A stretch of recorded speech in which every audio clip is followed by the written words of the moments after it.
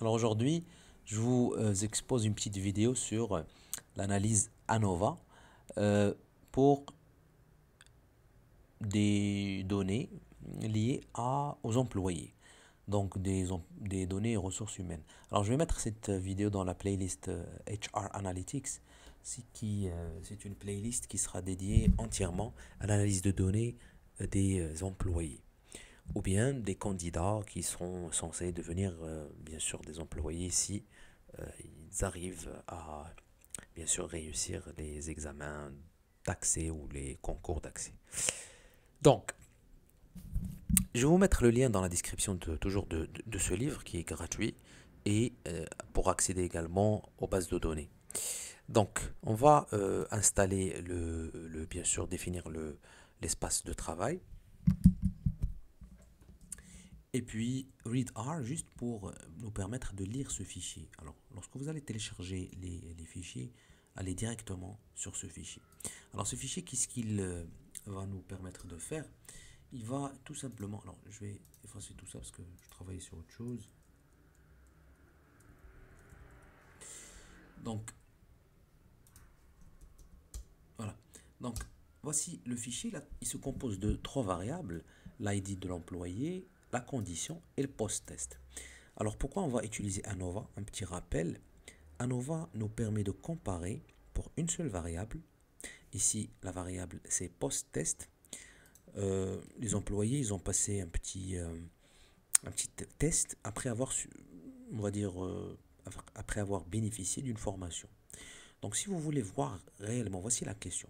Si vous voulez voir est-ce que la formation est efficace, a été efficace, il faut bien sûr comparer entre des employés qui n'ont pas assisté à cette formation, des employés qui ont assisté à une ancienne formation et bien sûr les employés qui ont assisté à une formation, la dernière, celle que vous voulez voir, pour laquelle vous voulez voir l'impact.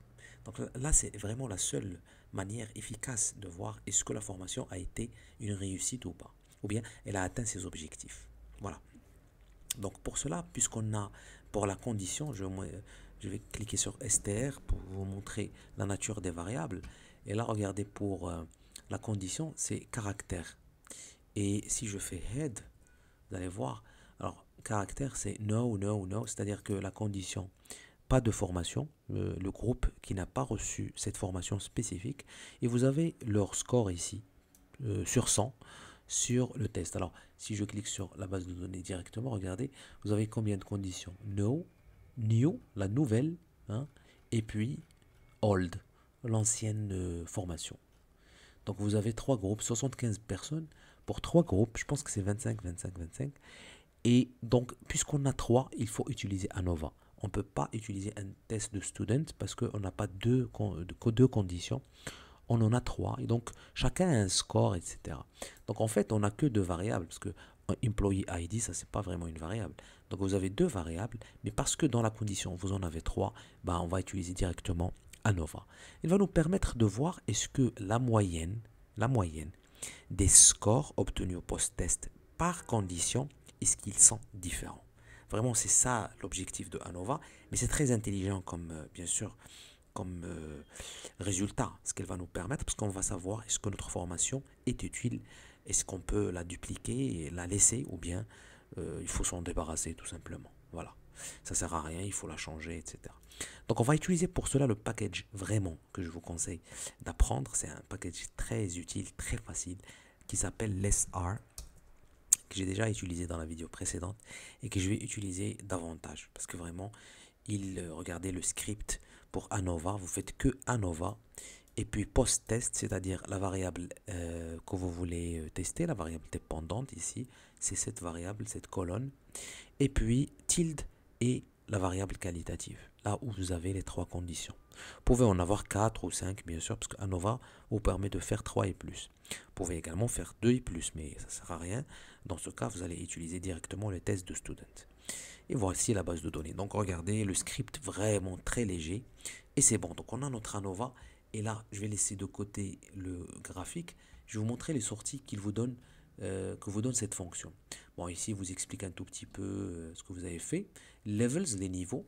Rappelez-vous, de la variable quali, on en avait trois, new, no et old. Et puis, il vous donne d'abord les statistiques descriptives. C'est-à-dire, il vous donne le mean, ça veut dire la moyenne, par groupe. Regardez le score moyen, c'est-à-dire, on a pris toutes les personnes qui ont participé à cette nouvelle formation new, et voici leur moyenne, 72. Il vous donne également l'écart type, SD, minimum, maximum. Vous avez donc les scores, l'essentiel quoi, des statistiques descriptives. Ensuite, il vous donne pour no, regardez la moyenne c'est 62, on voit bien la différence de 10 points. Et puis il vous donne old, donc ça c'est ceux qui ont participé à l'ancienne formation. Regardez 69,6 en moyenne, toujours inférieur à la formation. Donc là c'est déjà un petit tableau sympathique. Et puis il vous donne grand mean, c'est-à-dire la moyenne générale. Donc il va prendre tous les scores, voilà, ou les trois ici, il va faire la moyenne. Et là, le tableau le plus intéressant, c'est celui-là, le test ANOVA. Et là, il vous montre, est-ce que le test il est significatif ou pas? Rappelez-vous, la p-value doit être vraiment inférieure à 0,05. C'est ça la règle générale. Vous voyez bien que c'est une probabilité très intéressante parce qu'elle est justement proche de 0. Et là, qu'est-ce qu'on remarque? Ben, on remarque qu'il y a une différence en fonction de la condition. Donc le test le montre, mais on ne sait pas entre quelle modalité de la variable quali. C'est-à-dire, est-ce que c'est entre new, new ou bien new, old, etc. Il va vous donner tout ça juste après. Regardez ce tableau de Tukey. Il vous met ici no, new.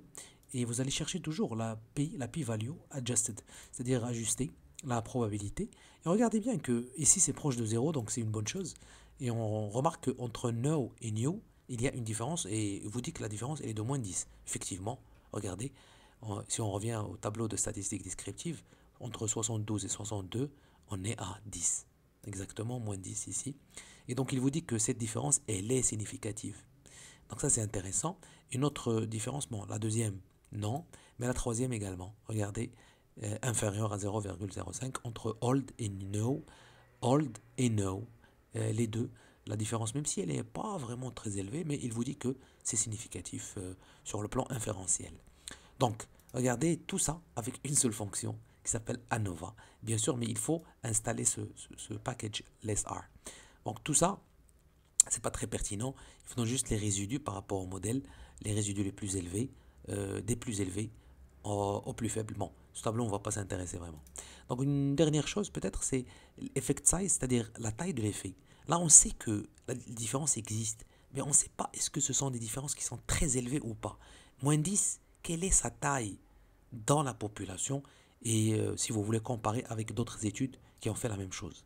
Donc là, vous allez utiliser le package qui s'appelle F-Size, qui bien sûr va vous donner la taille de l'effet.